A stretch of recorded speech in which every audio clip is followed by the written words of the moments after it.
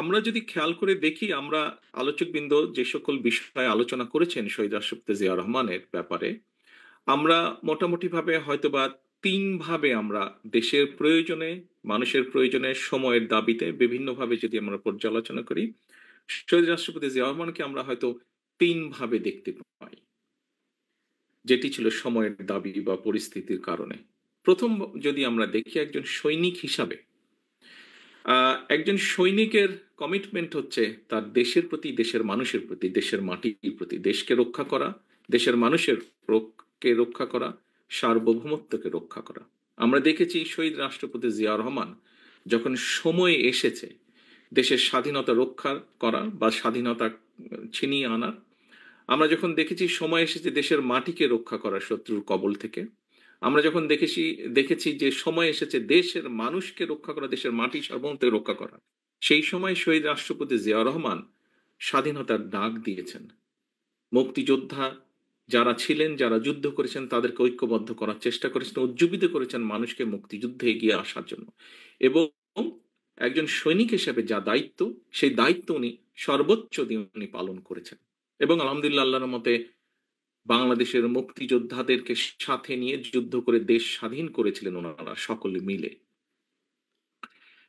কাজেই খুব সংক্ষেপে যদি দেখি, একজন সৈনিকের যে দায়িত্ব, সেই দায়িত্ব উনি পালন করেছেন। আমি বিশ্বাস করি, যেহেতু উনি একজন সশস্ত্র বাহিনীর সদস্য ছিলেন, বর্তমান এবং আগামী দিনে সশস্ত্র বাহিনীর যে সকল সদস্য আসবেন, দেশের স্বাধীনতা, সার্বভৌমত্ব, দেশের মাটিকে রক্ষার শপথ নিয়ে, তারা শহীদ রাষ্ট্রপতি জিয়া রহমানের যে বীরত্ব, সৈনিক হিসাবে ওনার যে কাজগুলো, কমিটমেন্ট, সেটি তাদের সকলকে উজ্জীবিত করবে, সাহসী করবে। এরপরে যদি আমরা দেখি, সময়ের প্রয়োজনে, দেশের প্রয়োজনে, পরিস্থিতির কারণে শহীদ রাষ্ট্রপতি জিয়া রহমানকে একজন রাজনীতিবিদ হিসাবে আমরা দেখেছি। একজন রাজনীতিবিদের যেই কাজ, উনি একজন সৈনিক হয়েও তারপরে যখন উনি রাজনীতিবিদ হিসাবে আবর্তিত হলেন বা রাজনীতিবিদ হিসাবে উনি যখন কাজ শুরু করলেন, সেই সময় আমরা দেখেছি যে উনি ঢাকা শহরের ভিতরে বসে থাকেননি। একজন রাজনীতিবিদের কাজ হচ্ছে যেহেতু মানুষের জন্য রাজনীতি করা, মানুষের কাছে উনি ছুটে গিয়েছেন, মানুষের সাথে কথা বলেছেন, মানুষ সম্পর্কে জানতে চেয়েছেন, মানুষের সমস্যা বুঝতে চেয়েছেন, সেইভাবে উনি সমস্যা সমাধানের চেষ্টা করেছেন। উনি যে আদর্শ দিয়েছেন, যে ১৯ দফা দিয়েছেন, সেগুলোর মাধ্যমে উনি মানুষকে ঐক্যবদ্ধ করার চেষ্টা করেছেন, জাতিকে বিভক্ত না করে। পূর্বে আমরা দেখেছি, উনি দায়িত্ব গ্রহণের আগে আমরা দেখেছি বিভিন্ন রকম থিওরি দিয়ে জাতিকে বিভক্তির চেষ্টা হয়তো করা হয়েছিল। কিন্তু উনি চেষ্টা করেছেন সকল জাতিকে বাংলাদেশী, বাংলাদেশী বলতে যাদেরকে বোঝায়, বাংলাদেশ এখানে আলোচকবৃন্দ আলোচনা করেছেন। স্বাভাবিকভাবেই একটি দেশের মধ্যে বিভিন্ন ধরনের মানুষ থাকতেই পারেন, থাকাটাই স্বাভাবিক। উনি চেষ্টা করেছেন সকলকে এক জায়গায় নিয়ে আসার জন্য, এবং সবচেয়ে সেটি ধর্ম, বর্ণ সকল কিছুর উপরে গিয়ে উনি একটি পরিচয় দিয়েছিলেন, আমরা বাংলাদেশী, যেই পরিচয়ে আমরা আজকে সমগ্র বিশ্বে পরিচিত। একজন রাজনীতিবিদ হিসেবে উনি সেটা করেছিলেন। এবং আজকে এত বছর পরেও আমাদের যে এই দল, বাংলাদেশ জাতীয়তাবাদী দল, যার একজন কর্মী আমি, সামনে যারা বসে আছেন অনেকেই তার কর্মী, মঞ্চে উপস্থিত আছেন কয়েকজন এই দলের কর্মী হিসাবে, নেতা হিসাবে। আমরা দেখেছি যে উনি রাজনীতিবিদ হিসাবে সফল ছিলেন বলেই আজকে আমরা বাংলাদেশ জাতীয়তাবাদী দলকে, ওনার চলে যাবার পরেও, এত বছর পরেও আমরা এই দলকে মানুষের মধ্যে ধরে রাখতে পেরেছি।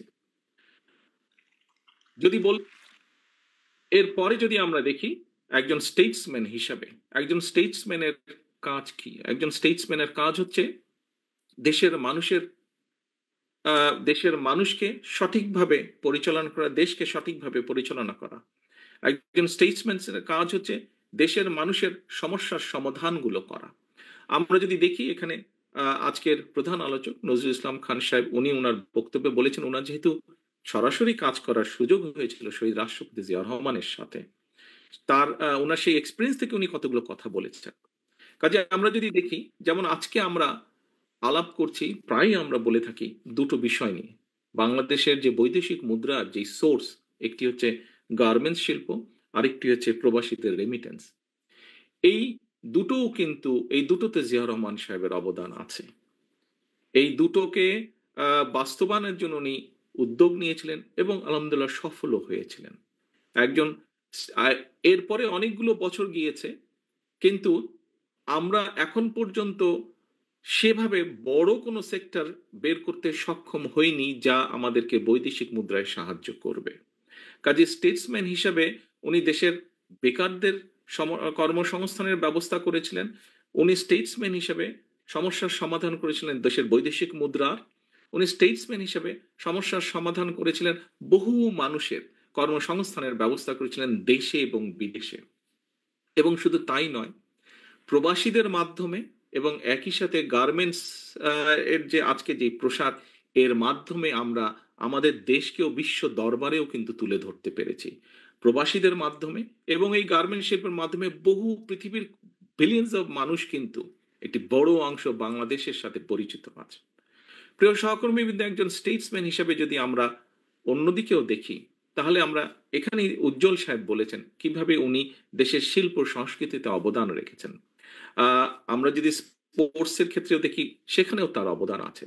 কাজেই আমরা স্টেটসম্যান হিসেবেও যদি ওনাকে বিবেচনা করি, সার্কের কথা এসেছে, সার্ককে সার্ককে বাস্তবায়ন করার মাধ্যমে উনি কিভাবে বাংলাদেশকে বিশ্ব দরবারে তুলে ধরতে সক্ষম হয়েছিলেন।